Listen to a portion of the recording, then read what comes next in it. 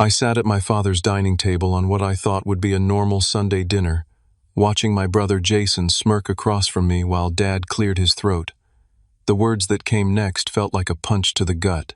"Your brother needs the mansion more," Dad declared, his voice firm and final. "He has 3 kids. You're alone. It's decided."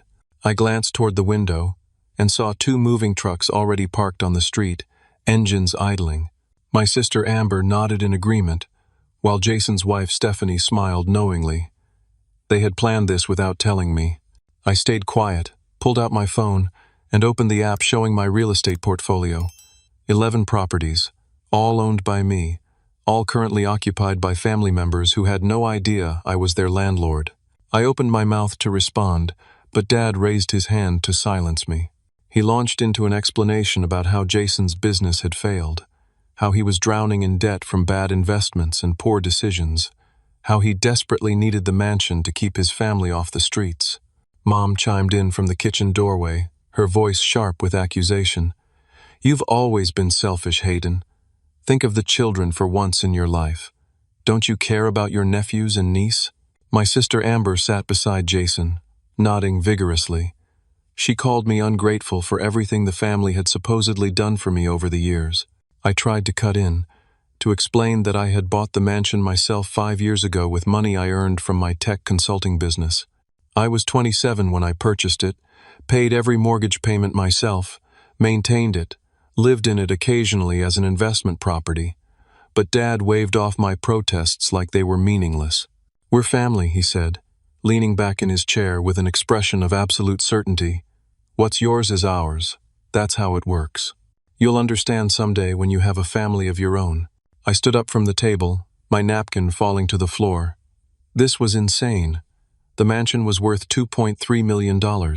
It had 7 bedrooms, an Olympic-sized pool, a home theater, a wine cellar I had stocked myself. I had worked 80-hour weeks for years to afford it. And now they were just taking it? Jason finally spoke, his voice oily with false concern. "Hayden, don't make this harder than it needs to be." He reached into a briefcase beside his chair and pulled out a stack of papers. "We already have the paperwork done." His smile widened as he slid the documents across the table toward me. I picked them up, my hands starting to shake. It was a quitclaim deed. My signature was at the bottom, transferring all ownership of the mansion to Jason Cooper. Except I had never signed this document. I had never even seen it before this moment. "I never signed this," I said, holding it up. "This is fraud." Jason's lawyer friend Brian, who I now noticed sitting in the corner of the dining room, stepped forward. "The signature looks pretty authentic to me, Hayden. And it's already been filed with the county recorder's office. 3 days ago, actually. Legally speaking, your brother owns the mansion now." My vision tunneled. They had planned this meticulously. Jason must have practiced forging my signature, probably stole a document from my home office during one of the family gatherings I had hosted. The deed had already been filed, which meant on paper, according to county records, Jason was the legal owner of my property. "You can't do this," I said, my voice rising. "This is forgery. This is theft. I'll take you to court. I'll have you arrested." Dad laughed, actually laughed. "You're going to sue your own family? Over a house? That's low, even for you, Hayden." He shook his head in disgust. "I raised you better than this." The entire family turned on me then. Amber brought up how I had never helped with Dad's hardware store business when I was younger, how I had abandoned the family to pursue my career in the city, how I never came to family events anymore. Jason's wife Stephanie started crying, dabbing at her eyes with a tissue she pulled from her purse. She talked about their children potentially being homeless, about how they had nowhere else to go, about how I was being cruel and heartless. Mom guilt tripped me about all the sacrifices they had supposedly made for me growing up. Never mind that I had put myself through college with scholarships and 3 part-time jobs. Never mind that I had built my consulting business from absolutely nothing, working out of a studio apartment for the first 2 years. Jason revealed more of his plan. He was $470,000 in debt from gambling at the Riverside Casino. He had maxed out every credit card, taken out personal loans he couldn't repay, borrowed from dangerous people. His plan was to take out a home equity loan against my mansion, use the money to pay off his debts, and start fresh. Dad endorsed this plan completely, nodding along like it made perfect sense. "You can afford another house, Hayden," Dad said. "Your brother can't. This is about family taking care of family." They began discussing how to redecorate. Stephanie wanted to repaint my home office for the children, turn it into a playroom. Jason talked about replacing the furniture, getting rid of my belongings, making it truly theirs. Amber suggested they host the next Thanksgiving there, make new memories in the beautiful space. I made a decision in that moment. I stood up calmly, tucked my phone back into my pocket, and looked at each of them in turn. "You've all made a terrible mistake," I said quietly. The family laughed. Jason actually slapped the table. "What are you going to do, Hayden? You've got nothing. The house is mine. Deal with it." I walked out of that dining room, got into my car, and sat in the driver's seat for a moment. Then I pulled out my phone and opened my email. I sent 11 emails in rapid succession, each one to a different property management company I worked with across the city. Each email contained the same instruction in the subject line and body. Initiate eviction proceedings immediately. 30-day notice, as required by state law. No exceptions. Send documentation to all tenants at the following addresses. I attached the list of 11 properties. Dad's 4-bedroom colonial where we had just eaten dinner. Jason's current rental, a 3-bedroom townhouse across town. Amber's apartment in the Arts District. Aunt Patricia, and her husband's ranch house. Cousin Dylan's studio near the university. Uncle Frank's duplex. My brother-in-law Gary's commercial space for his auto repair shop. 4 more properties housing extended family members, cousins and uncles and aunts, who had always treated me like I was less than them. I had been their landlord for 5 years. None of them knew.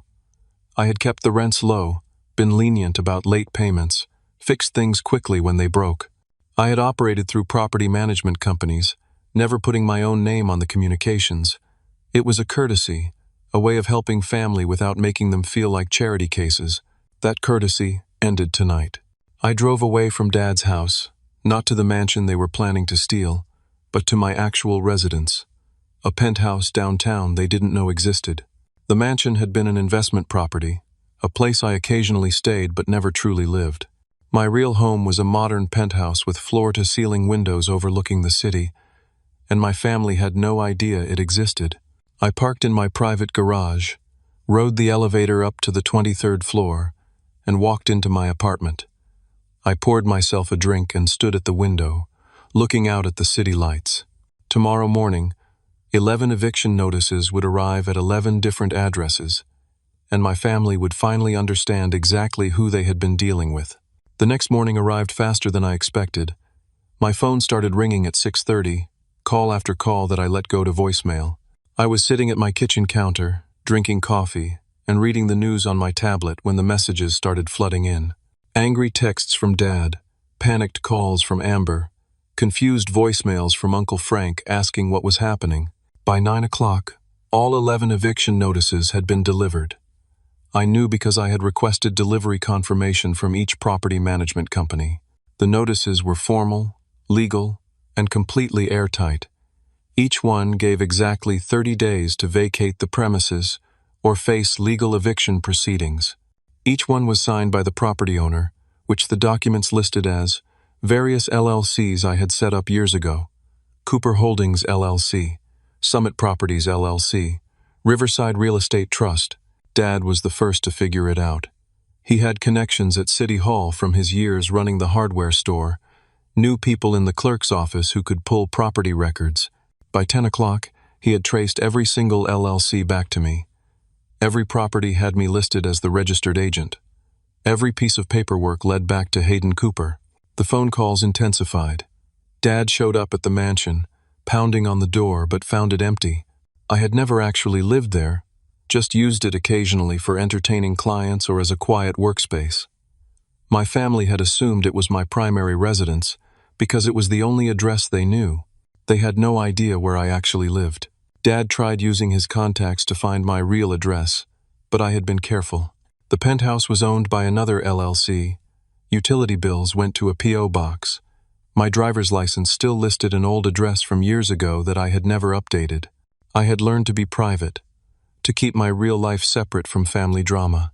The family discovered that the 11 properties combined were worth $8.7 million. Uncle Frank's duplex alone was worth $750,000. Dad's colonial was worth $1.1 million. The commercial space Gary used for his auto repair shop was worth $600,000.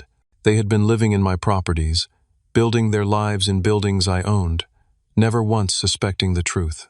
I let them stew for 3 days. My phone rang constantly, but I never answered. Then, on Thursday afternoon, I received a notification that made my blood run cold. Jason's lawyer, Brian, had filed an emergency motion in court. I opened the attached documents and read through them with growing disbelief. The motion claimed I had fraudulently acquired all 11 properties using family members' identities. It alleged identity theft, fraud, forgery. It presented the forged quitclaim deed from the mansion as evidence of my supposed pattern of document forgery. The logic was twisted but clever. If I claimed my signature on the mansion deed was forged, then I must be experienced in forgery myself. Therefore, I must have forged documents to steal the properties from family members. Brian had filed the motion specifically in Judge Hartman's court. I didn't know it then, but Judge Hartman and Brian were college fraternity brothers. They had business dealings together, shared investments, belonged to the same private club. The fix was already in before I even knew there was a game being played. The emergency hearing was scheduled for Friday morning, less than 24 hours away. I called my attorney, Douglas Grant, a real estate litigation specialist I had worked with on property acquisitions. Douglas reviewed the motion and assured me it was nonsense, that we had ironclad documentation proving legitimate ownership of every property. I had purchased each property at fair market value over a 5-year period. I had mortgage records, title insurance, closing documents, tax returns showing the income and expenses. Every transaction was clean, legal, thoroughly documented. Douglas prepared our opposition, attached copies of everything, and filed it with the court Thursday evening. I felt confident going into Friday morning. I had the truth on my side, and truth had to matter in court.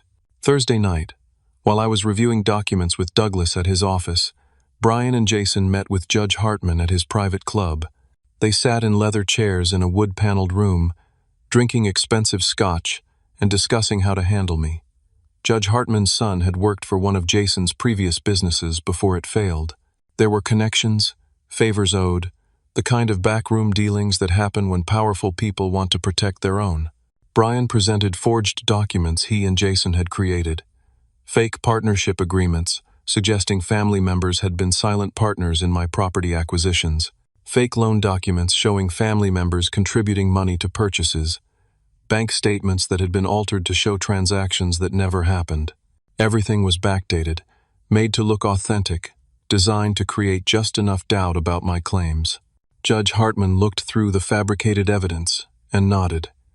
These were his people, his fraternity brother and his fraternity brother's client. I was an outsider, someone trying to hurt a family that was just trying to stay together. He agreed to rule in their favor. The fix was in, and I had no idea what was waiting for me in the morning. Friday morning I arrived at the courthouse with Douglas. We carried 2 briefcases full of documentation. We were prepared, confident, ready to defend against the ridiculous allegations. The family arrived with Brian, all of them dressed formally, putting on a show for the court. The hearing began, and I felt my confidence start to crack immediately. Judge Hartman barely looked at our evidence when Douglas presented it. He kept interrupting, asking hostile questions, treating me like I was the criminal instead of the victim. When Brian presented his forged partnership documents, Judge Hartman examined them carefully, nodding along as if they were obviously authentic. Douglas objected repeatedly, pointing out that the documents were suspicious, poorly forged, unsigned in some cases, undated in others. Judge Hartman overrules every objection. He allowed all of Brian's evidence without any scrutiny, while dismissing our legitimate documentation as potentially fabricated. I sat there watching a judge systematically ignore the truth and embrace lies.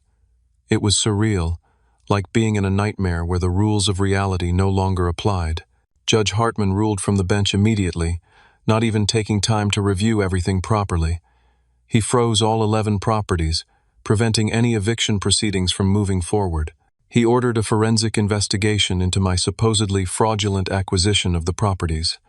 And then, he dropped the bomb that destroyed me. He appointed Jason as temporary administrator of all 11 properties. Jason would control all property management decisions, collect all rents, handle all maintenance and repairs. I was ordered to turn over all keys, all documents, all access to the properties within 24 hours. The courtroom erupted. My family cheered like they had won the lottery. They hugged Jason, congratulated him, celebrated their victory over me. I sat frozen in my chair, unable to process what had just happened. Douglas immediately filed a notice of appeal, but appeals take months. In the meantime, Judge Hartman's order stood. I had just lost control of my entire real estate portfolio in a single court hearing based on obvious lies. Outside the courthouse, Dad gloated. "You tried to destroy this family," he said, getting in my face. "Now you have nothing. We protected each other from you. That's what real family does." Mom refused to even look at me. Amber posted on social media about how justice had been served against her greedy brother who had tried to make the family homeless. Local news picked up the story. The headline read, "Man attempts to evict entire family, loses everything." I was portrayed as the villain, the heartless businessman trying to hurt his own relatives over money. My girlfriend Emily tried to comfort me that night, but I could barely speak. I sat in my penthouse staring at the wall, trying to understand how everything had gone so wrong so fast. Over the next week, Jason abused his administrator position in ways I couldn't have imagined. He raised everyone's rent to market rate but kept the money for himself, instead of paying property expenses. He stopped paying the mortgages on the 7 properties that still had loans. He stopped paying property taxes. He stopped paying insurance premiums. Every dollar of rental income, $23,000 monthly, went straight into his pocket. My credit score plummeted as mortgages became delinquent. Banks sent default notices. My business suffered next. Clients who saw the news stories started questioning my character. Was I really the kind of person who would try to evict his own family? 3 major clients canceled contracts worth $200,000 annually. Business partners distanced themselves, stopped returning my calls. My consulting business, which I had built over 10 years, started falling apart. Without that income, I couldn't make the mortgage payment on my penthouse. The building had a monthly payment of $4,200. I had always paid it easily from my business income. Now I had nothing coming in. I had $8,000 in my personal bank account. That was all I could access, because the court had frozen my business accounts pending the investigation into my supposed fraud. Emily offered to help with money. I refused. I couldn't drag her into this disaster. I needed to fix it myself. Meanwhile, Jason met with a shady real estate investor named Marcus Vaughn. They made a deal over drinks at an expensive restaurant. Marcus would buy the properties from Jason at 60% of market value. They would split the proceeds. It was completely illegal, since Jason was only a temporary administrator and had no authority to sell, but Jason thought Judge Hartman would protect him. 10 days after the hearing, I got served with another lawsuit. Jason was suing me personally for defamation and emotional distress. He was seeking $5 million in damages for the eviction notices I had sent, claiming they had caused him severe anxiety, panic attacks, emotional trauma. The lawsuit claimed Stephanie needed therapy because of my actions. It claimed the children were suffering emotional damage. The legal fees were crushing me. Douglas wanted a $30,000 retainer for the defamation case. I didn't have it. My assets were frozen. My business was dying. I was barely surviving. Emily came to my penthouse that night and suggested I settle everything, apologize to the family, walk away, start over somewhere else. I looked at her and realized she didn't understand. I was innocent. I had done nothing wrong. I wasn't going to surrender to lies and fraud, but I was trapped. I had no money to fight with, no way to defend myself properly, and a legal system that had turned against me. That night, someone posted my penthouse address online.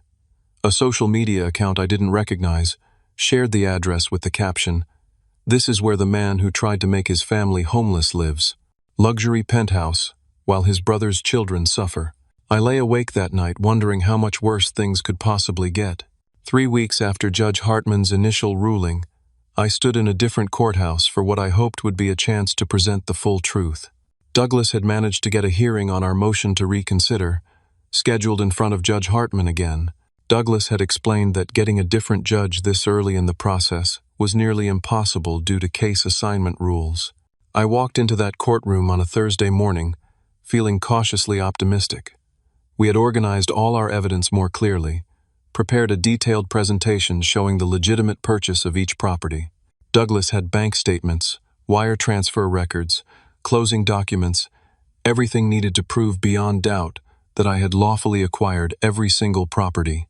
My family arrived with Brian looking confident, almost smug. That should have been my first warning. Judge Hartman called the hearing to order, and I noticed immediately that his demeanor toward me was even more hostile than before. When Douglas stood to present our evidence, Judge Hartman kept interrupting with questions that seemed designed to confuse rather than clarify. Then Brian stood to present what he called new evidence. He pulled out documents that I had never seen before, partnership agreements that supposedly showed family members as co-investors in my property acquisitions. The documents had signatures, dates, notary stamps. They looked official. Douglas objected immediately, pointing out that we had never been provided these documents during discovery, that they appeared to be recently created, that the paper stock looked wrong for documents allegedly created 5 years ago. Judge Hartman overruled every objection. Brian presented bank statements that seemed to show transfers from family members to my accounts around the times I purchased properties. I knew they were fabricated because those transfers never happened, but they looked convincing enough to create doubt. What happened next felt like watching a car crash in slow motion. Judge Hartman ignored all of Douglas's evidence and accepted all of Brian's suspicious documents as fact. He ruled that there was sufficient evidence of potential fraud to warrant an extended investigation. He maintained the freeze on all properties. And then he went further. Judge Hartman stripped me of all property control indefinitely and confirmed Jason as permanent administrator until the investigation concluded. Jason was given explicit authority to manage the properties as he saw fit, which Judge Hartman said included the right to sell properties if necessary for prudent asset management. I couldn't breathe. Douglas was objecting frantically, but Judge Hartman just kept talking, issuing orders that destroyed everything I had built. The courtroom spun around me. Outside the courthouse, the family celebrated openly. Dad shook Jason's hand like he had just won a championship. Mom actually smiled at Jason with pride I had never seen her direct at me. Amber hugged Stephanie, while the kids ran around excitedly, not understanding what any of this meant. Local news cameras captured everything. That night, the story ran again. Updated headline: Judge rules against man who tried to evict family. The reporter described me as someone who had attempted to fraudulently claim ownership of family properties. My business collapsed completely over the next 2 weeks. Every single client terminated their contracts. My business partners held a vote and removed me from the company I had founded. They bought me out for $10,000. The company was worth at least $400,000, but they knew I was desperate and had no leverage. I took the money because I needed it to survive. My credit cards maxed out from legal fees. I was paying Douglas from the buyout money and it was disappearing fast. The penthouse mortgage payment came due and I couldn't make it. The bank sent a notice of default. I had 60 days before foreclosure proceedings would begin. The irony wasn't lost on me. I was about to be evicted from my own home while trying to evict family members from my properties. Emily started avoiding my calls. When we finally met at a coffee shop near her office, she looked uncomfortable before she even sat down. She explained that my family had contacted her. Dad had called her directly, found her number somehow. He had explained his version of events, painting me as someone who had always been troubled and manipulative. Amber had found Emily on social media and sent her long messages.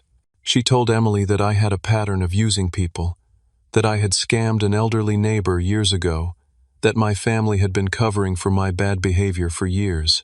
It was all lies, complete fabrications, but Emily admitted she didn't know what to believe anymore.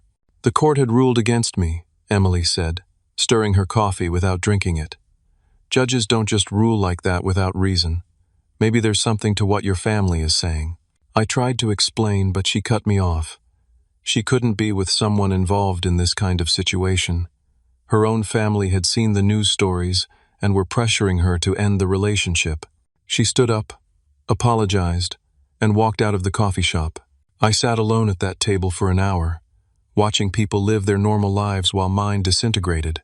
Jason wasted no time exercising his administrator authority. He sold the first property within a week of getting permanent control. Uncle Frank's duplex, worth $750,000, sold to one of Marcus Vaughn's shell companies for $450,000, 60% of market value, a clearly suspicious transaction. Uncle Frank got evicted in the process. He called me, confused and angry, asking why I was letting this happen. I tried to explain I had no control anymore, but he didn't believe me. He thought I was punishing him somehow. Douglas filed an emergency motion to stop the sales. Judge Hartman denied it, ruling that Jason had authority to manage the assets however he deemed necessary. Over 3 weeks, Jason sold 4 properties total.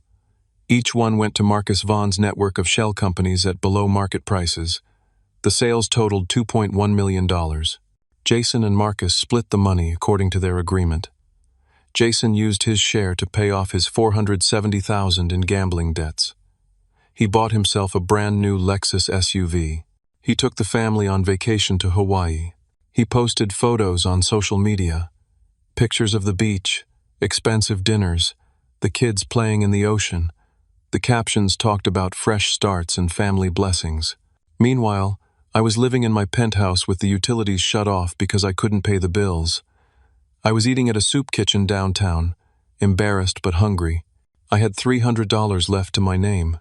Then something changed. I got a phone call from an attorney named Rachel Thompson. She explained that she had seen my case in the court filings and believed I was being railroaded.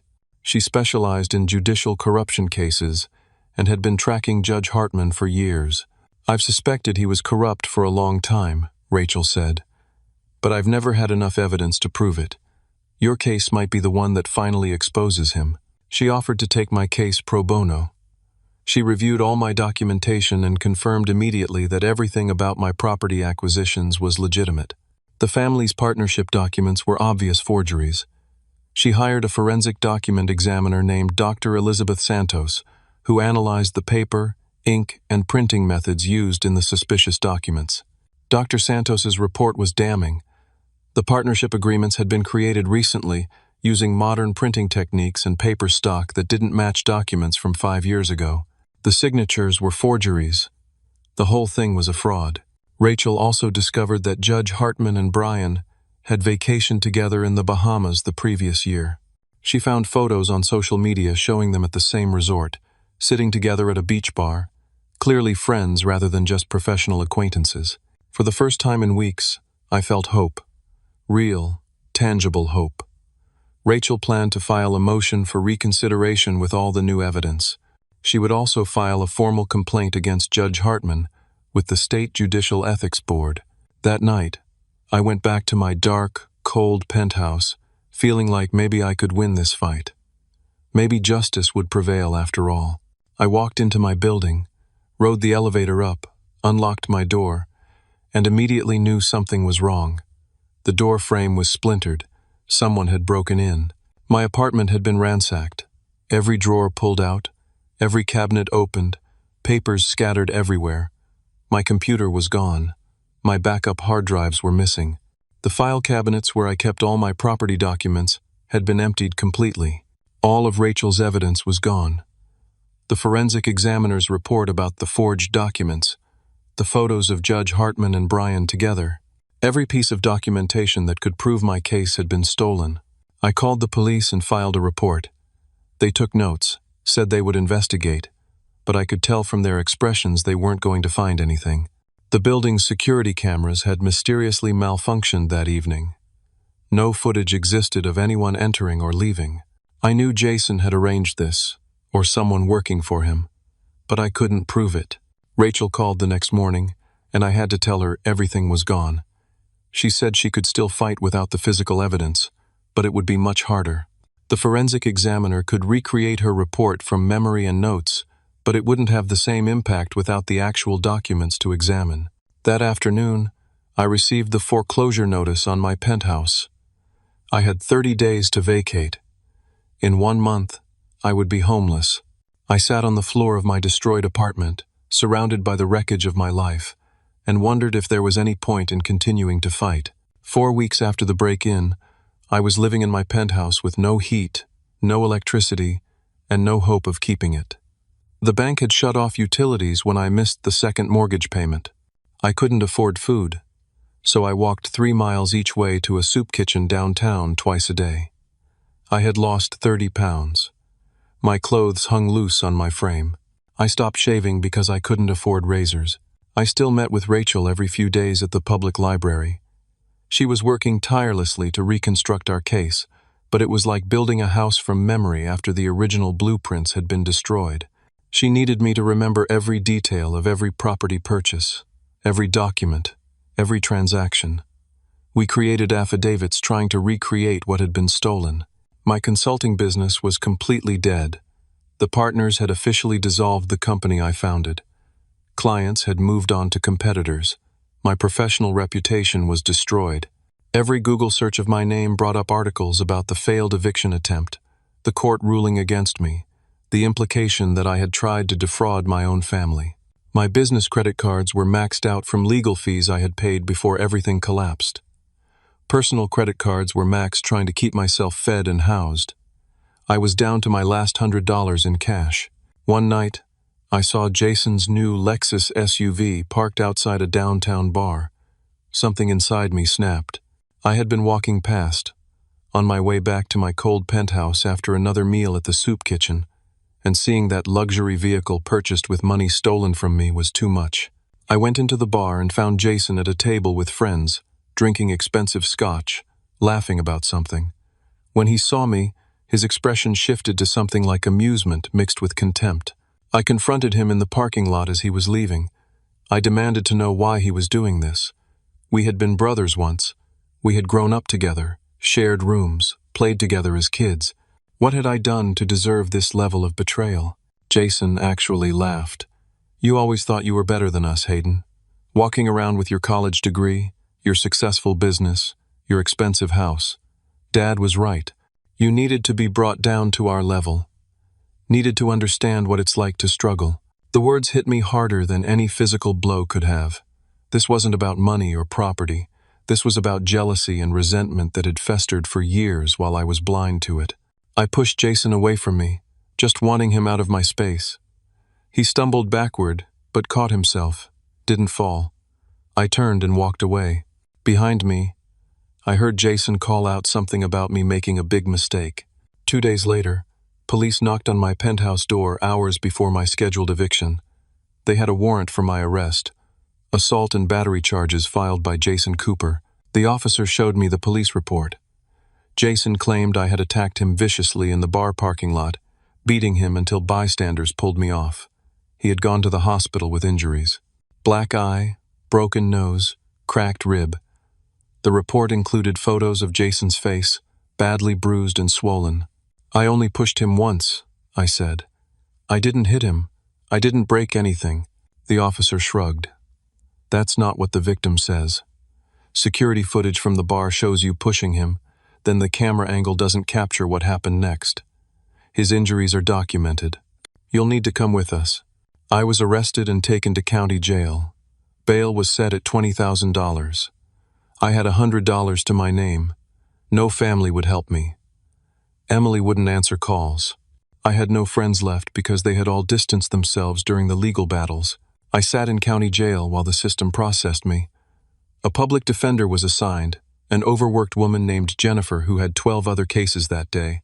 She looked at my file for maybe 5 minutes before our first meeting. The evidence looks bad, she said flatly.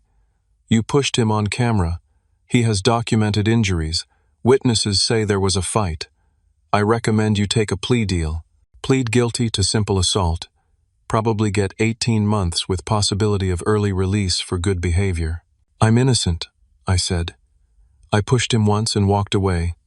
He injured himself or had someone else do it. This is a setup." Jennifer closed her folder. "It's your word against his, Mr. Cooper, and he has injuries while you don't.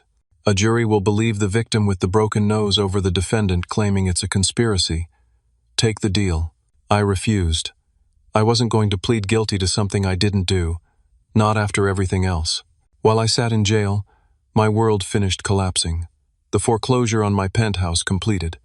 The bank seized the property and all my remaining possessions. Everything I owned, every photo, every memory, every piece of clothing, got sold at auction or thrown away. My entire life reduced to nothing.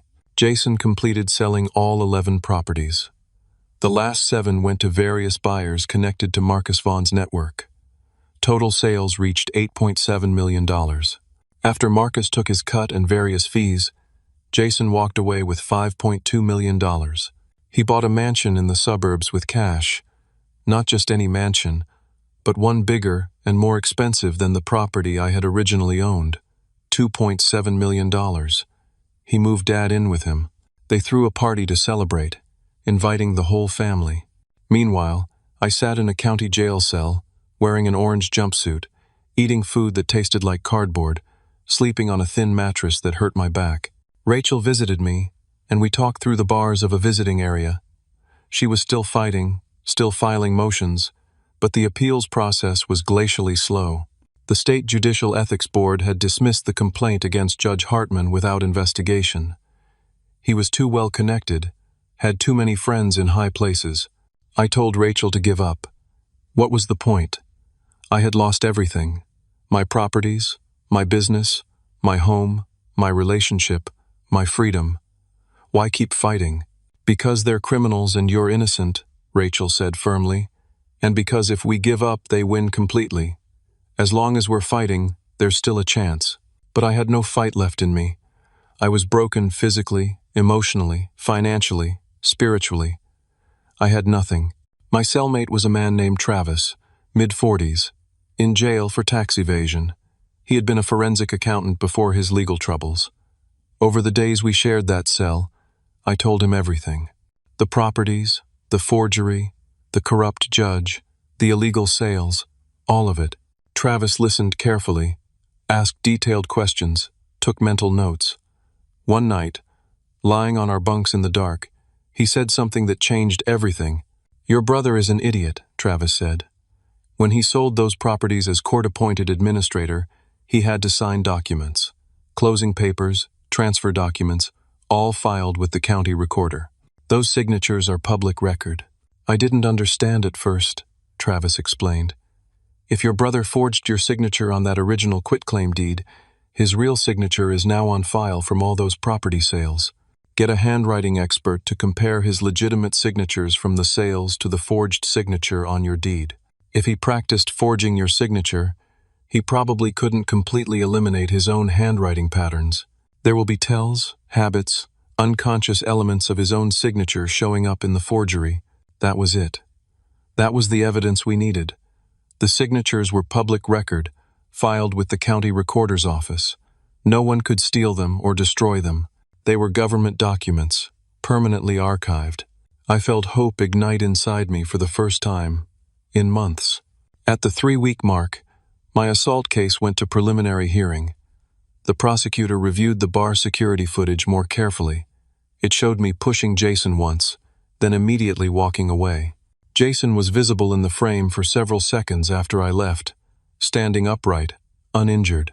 The prosecutor called me into an interview room.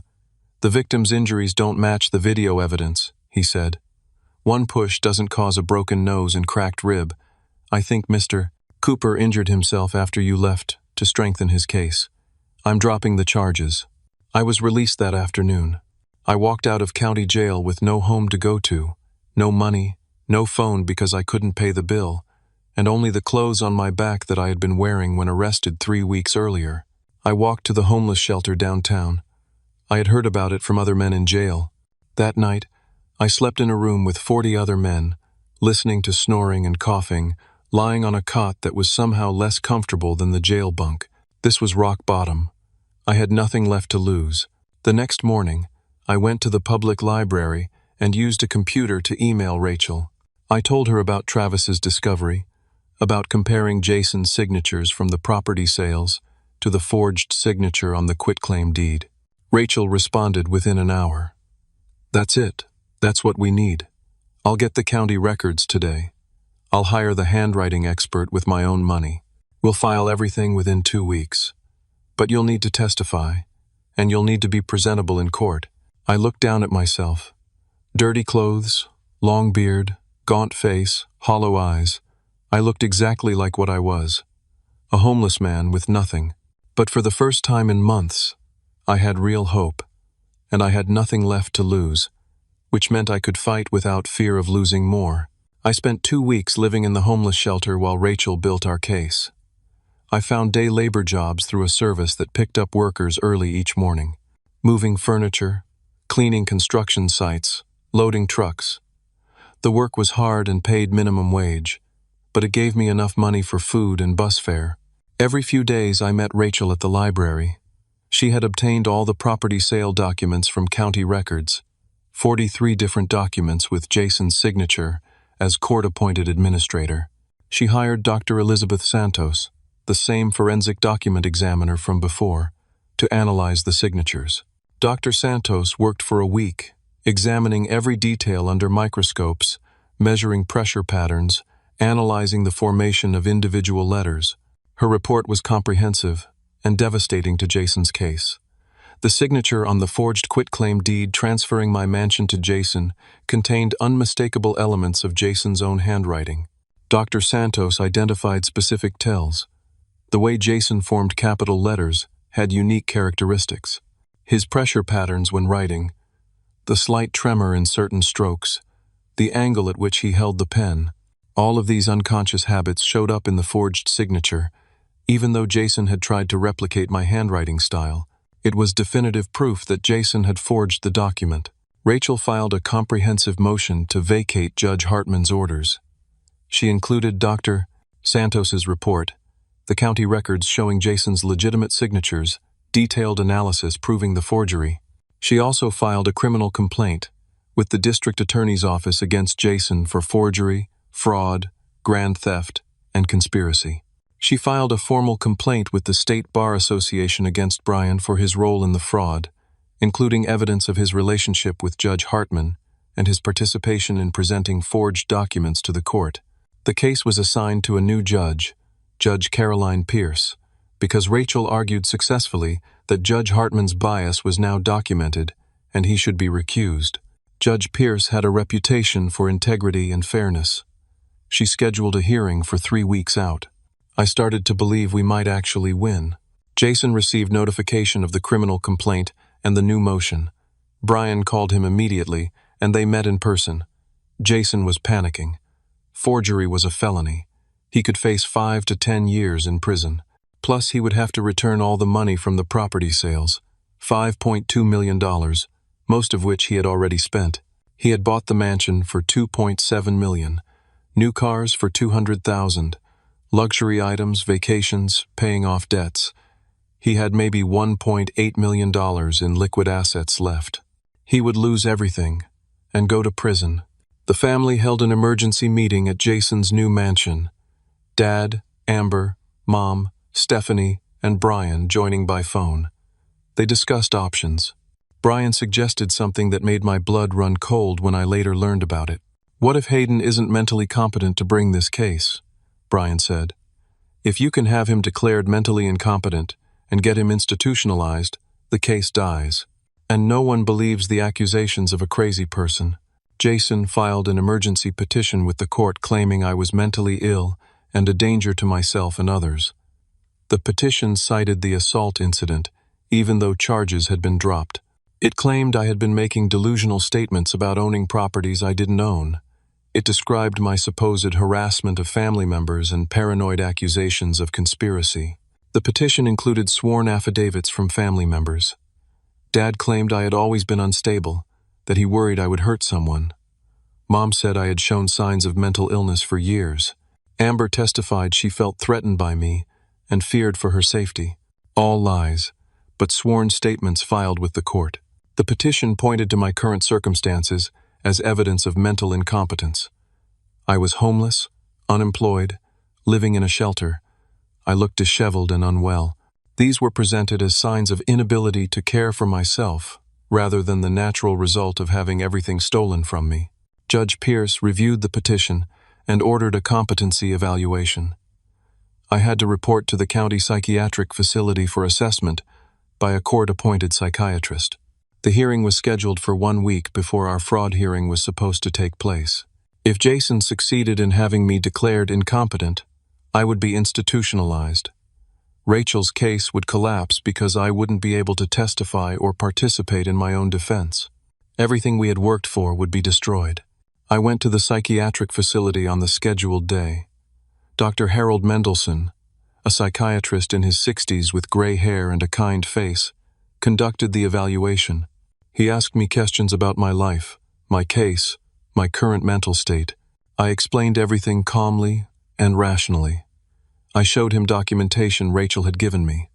Dr. Santos's handwriting analysis report, property records proving my ownership, evidence of the fraud committed against me. I walked him through the timeline of events methodically. Dr. Mendelson asked about my current circumstances. Why was I homeless? Why did I look so unwell? I had everything taken from me illegally through a corrupt court process, I explained. I'm fighting to get it back through legitimate legal channels. That's not delusion, that's reality. I'm homeless because my home was stolen and then foreclosed on while I sat in jail on false charges. I look unwell because I've been surviving on soup kitchen meals and day labor wages. None of this is mental illness. It's the consequence of being victimized. Dr. Mendelson took extensive notes. He seemed skeptical of my family's claims but didn't reveal his conclusions. He told me he would submit his report to Judge Pierce before the competency hearing. I left the evaluation uncertain. What if Dr. Mendelson believed my family? What if I ended up institutionalized, locked away while Jason kept everything he had stolen? Rachel tried to reassure me. The evidence is too strong, she said. Your explanation is logical, documented, provable. No competent psychiatrist would declare you mentally ill based on the facts. But I had been confident before. I had trusted the system before. And the system had destroyed me. The competency hearing arrived. The courtroom was packed with family members. Jason sat in the front row looking confident. Dad sat beside him, arms crossed, expression stern. Mom, Amber, Stephanie, all there to watch me get declared crazy and locked away. Judge Pierce called the hearing to order. Brian stood and presented the family's case first. He called Mom to testify. She gave a tearful performance about her concerns for my mental health, about how I had changed over the years, about how she feared I would hurt myself or others. Dad testified next. He was stern and serious, claiming I had always been irrational and unstable, that the family had covered for me for years but could no longer protect me from myself.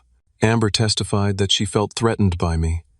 She described feeling scared when I came near her, worried about what I might do. Her performance was convincing, emotional, completely false. Then Stephanie took the stand. She testified that I had shown up at their house at midnight, banging on the door and screaming incoherently about conspiracies. She claimed she called the police because I was so out of control. It never happened. None of it. But she delivered the lies with conviction. Rachel objected repeatedly. Judge Pierce allowed the testimony but looked increasingly skeptical. Her expression suggested she wasn't buying what she was hearing. Dr. Mendelson testified next. He read from his report. The subject shows no signs of mental illness, delusion, or incompetence. The subject's claims are supported by substantial documentation which I have reviewed. The subject's current circumstances appear to be the result of external actions by others rather than internal mental dysfunction. The family members' statements appear inconsistent with observed facts and documented evidence.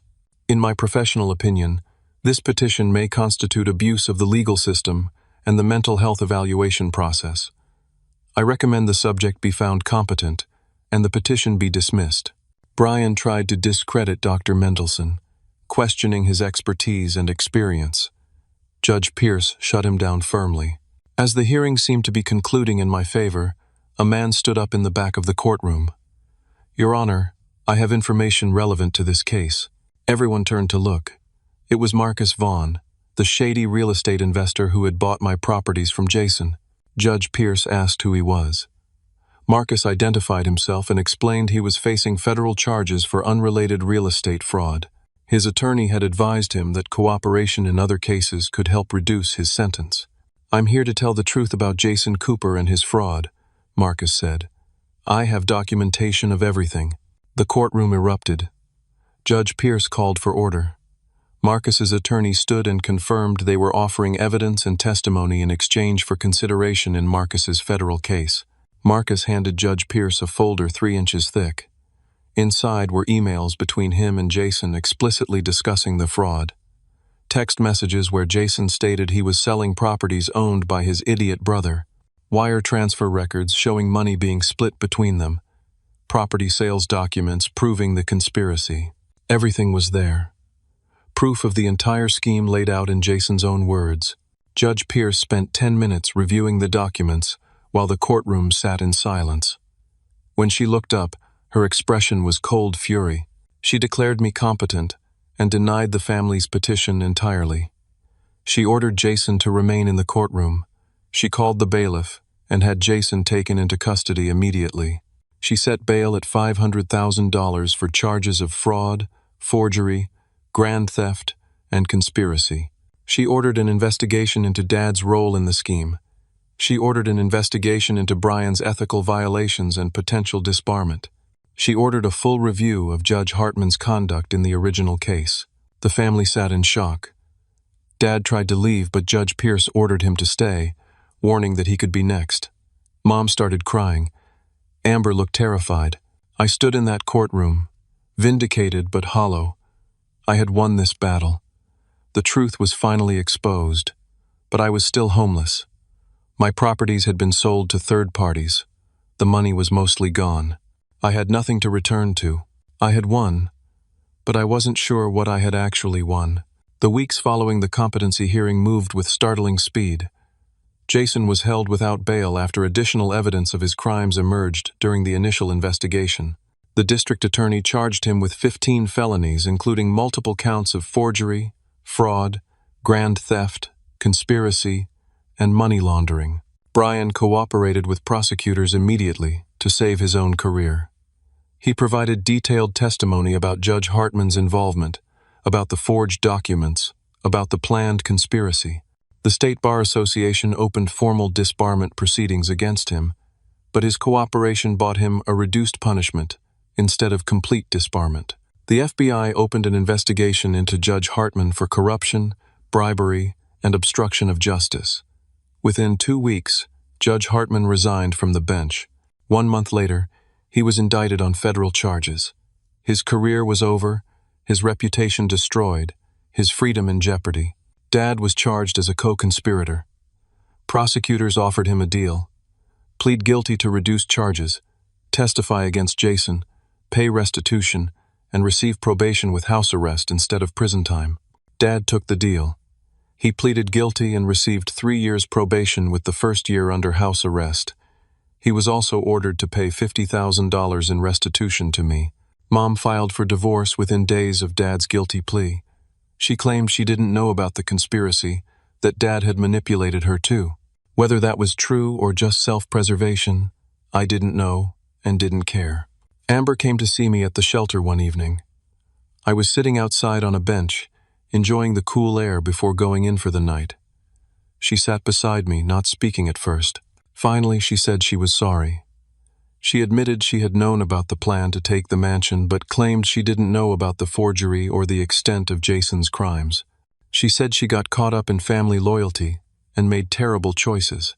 "I don't forgive you yet," I told her honestly. "Maybe someday, but not now. You watched me lose everything, and you celebrated." She nodded, tears in her eyes, and left. Rachel worked tirelessly on recovering my assets. The legal situation was complex. Jason had sold 11 properties to various buyers. Some of those buyers were part of Marcus's network and had known the sales were fraudulent, those sales could be voided, but some properties had been sold to legitimate buyers who had no knowledge of the fraud. Those situations required lawsuits and negotiations. The court ordered Jason to return all proceeds from the property sales. He had spent most of the money, but the court seized everything he owned. His new mansion, worth $2.7 million, was taken. His cars, bank accounts, investments, everything was liquidated. The court recovered $2.3 million in liquid assets. Marcus Vaughn's federal case included seizure of his assets. His shell companies still held approximately $3 million from purchasing my properties at below-market rates. The federal court ordered that money returned to me as the rightful owner, part of Marcus's restitution for his cooperation deal. Combined, I recovered $5.3 million, not the full $8.7 million my properties had been worth, but substantial. The properties themselves were harder to recover. The buyers who had purchased from Jason in good faith had legal claims, even though Jason hadn't had authority to sell. Rachel filed lawsuits against each buyer, arguing the sales were void because Jason was only a temporary administrator without authority to sell. The legal process took 6 months. Some buyers settled, agreeing to return the properties in exchange for refunds from the seized funds. Some buyers fought and we had to go to trial. But eventually, slowly, I got all 11 properties back. The properties had increased in value during the chaos. The real estate market had gone up 15% over the year. The properties were now collectively worth $9.4 million. I made a decision. I was done being a landlord. I was done with real estate investment. I liquidated everything, selling all 11 properties at market value over a 3-month period. I walked away with $8.9 million after commissions and fees. I used part of the recovered money to rent an apartment downtown while I figured out my next steps. Not a penthouse this time, just a normal 2-bedroom apartment with reasonable rent. I didn't need luxury. I needed stability. I started a new business, but this time in a different direction. I used my painful experience to help others. I became an expert witness in real estate fraud cases, testifying about forgery, corrupt transactions, and property theft. I consulted with attorneys on similar cases. I wrote a book about my experience called The Family That Stole Everything, a True Story. The book became a regional bestseller. It brought in additional income, but more importantly, it helped others recognize signs of fraud and family manipulation. I received letters from people telling me my story had helped them protect themselves or escape similar situations. My business reputation slowly recovered. News coverage of the criminal convictions vindicated me. Former clients reached out, apologizing for abandoning me. Some offered new contracts. I was selective, only working with people and companies I trusted completely. Business partners who had voted me out of my original company asked if we could reconnect. I declined. They had shown their true character when things got difficult. I didn't need them in my life. Travis, my cellmate from jail, was released after serving his sentence for tax evasion. I hired him as a forensic consultant for my expert witness work. We became genuine friends. He had been there at my lowest point and had given me the information that saved me. That kind of loyalty meant everything. One afternoon, I ran into Emily at the same coffee shop where she had broken up with me. She approached my table hesitantly, asked if she could sit. I gestured to the empty chair. She apologized. She said she had been wrong, that she should have trusted me, that she had let my family manipulate her. She asked if we could try again. I looked at her and felt nothing. No anger, no love, no desire to reconnect. She had abandoned me when I needed support most. That wasn't the kind of partner I wanted in my life. I politely declined. I told her I appreciated the apology, but we weren't right for each other. She left looking sad but understanding. Months later, I met someone new. Her name was Lauren, and she was a social worker at the homeless shelter where I had stayed. She had been working there during my time in the shelter, had treated me with dignity and respect when I had nothing. She had seen me at my absolute lowest and hadn't judged me. We started talking when I came back to volunteer at the shelter. I spent time there regularly now, helping other homeless men get back on their feet. I used my experience to counsel them, to show them that rock bottom wasn't the end. Lauren and I started dating slowly. There was no rush. We both valued genuine connection over grand gestures. She understood what I had been through, because she had witnessed part of it. I made peace with Amber eventually. She genuinely apologized multiple times, admitted her role in everything, and made real efforts to make amends. We would never be as close as siblings should be, but we reached a point where we could talk without anger. I had no contact with Dad. He served his house arrest, paid his restitution, and stayed away from me. That was fine. Some relationships aren't worth salvaging. Jason remained in prison. He was convicted on 12 of the 15 felony charges and sentenced to 8 years. He would serve at least 5 before being eligible for parole. I didn't visit him, didn't write to him, didn't think about him unless necessary. Mom tried reaching out several times through Amber. She wanted to apologize, to explain, to reconnect. I wasn't ready, maybe someday, but not yet. The wound was too deep. The legal system finally delivered complete justice, 18 months after that terrible Sunday dinner. Jason's appeals were denied. Judge Hartman pleaded guilty to federal corruption charges and received a 4-year prison sentence. Brian was suspended from practicing law for 5 years. Dad completed his house arrest and disappeared from my life entirely. I had recovered financially beyond what I had lost.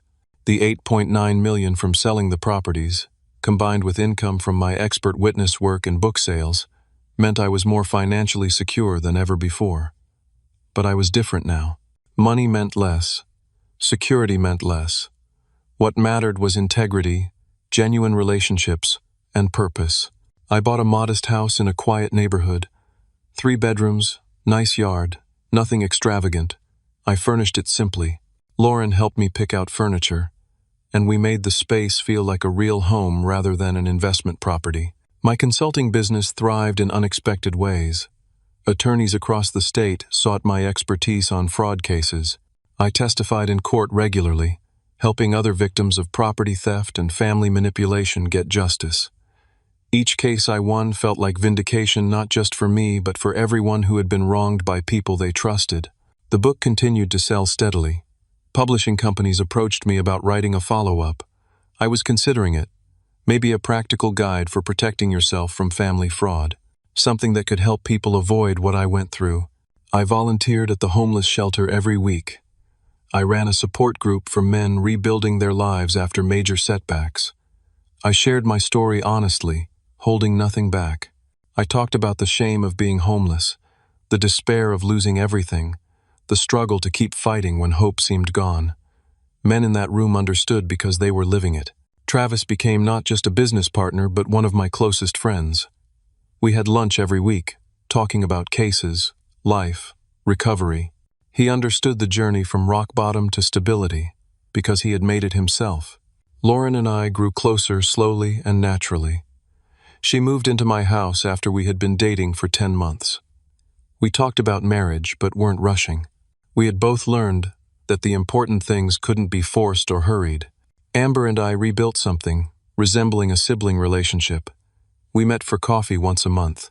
Conversations were sometimes awkward, but we were trying. She had started therapy to understand her role in the family dysfunction. She was working on herself, and I respected that. Uncle Frank reached out to apologize. He explained that he had genuinely not known I owned the duplex he had lived in. He felt terrible about the misunderstanding during the crisis. I forgave him. He had been a victim too, caught in Jason's scheme without knowledge or consent. Several other family members apologized as the truth fully came out. Some apologies I accepted, some I didn't. I learned that forgiveness was mine to give or withhold, and I didn't owe it to anyone who hadn't genuinely earned it. My credit score recovered completely. The foreclosure on the penthouse fell off my record as part of the court's remediation orders. Banks that had reported delinquent accounts corrected their records. Financially and legally, I was restored. But the real restoration was internal. I had learned what mattered. I had learned who I could trust. I had learned that material success without integrity was worthless. I had learned that losing everything could teach you what you should have valued all along. The mansion Jason had tried to steal? I was glad it was gone. That house represented a version of me that had focused on achievement and acquisition. The modest house I lived in now represented something better. A life built on purpose and relationships rather than possessions and status. I thought about that Sunday dinner sometimes. Dad's voice declaring that Jason needed my house more. The moving trucks already parked outside. My family's faces when they thought they had won. If I could go back to that moment, would I change anything? No. The pain led to growth. The loss led to clarity. The betrayal revealed true character, both theirs and mine. I wouldn't choose to go through it again, but I wouldn't undo it either. I learned that family isn't just blood. It's who stands beside you when everything falls apart. It's who treats you with dignity when you have nothing. It's who believes in you when the world says you're wrong. Travis was family. Lauren was family. Rachel was family. They had earned that title through actions, not genetics.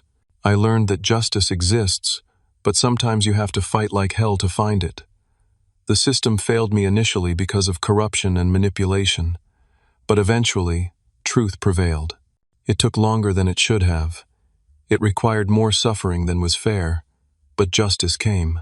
I learned that losing everything can teach you what really matters.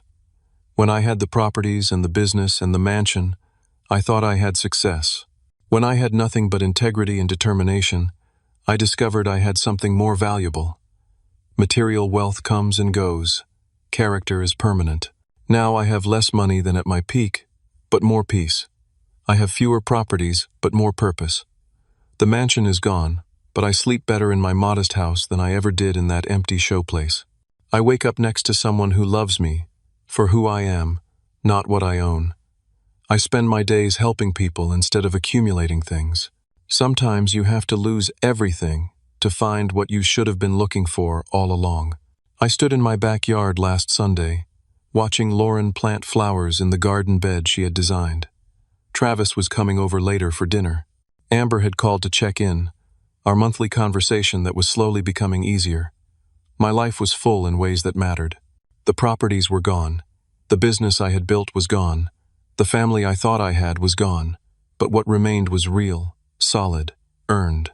And that was worth more than 11 properties or $8.7 million or a mansion with 7 bedrooms. I had lost everything and gained what truly mattered.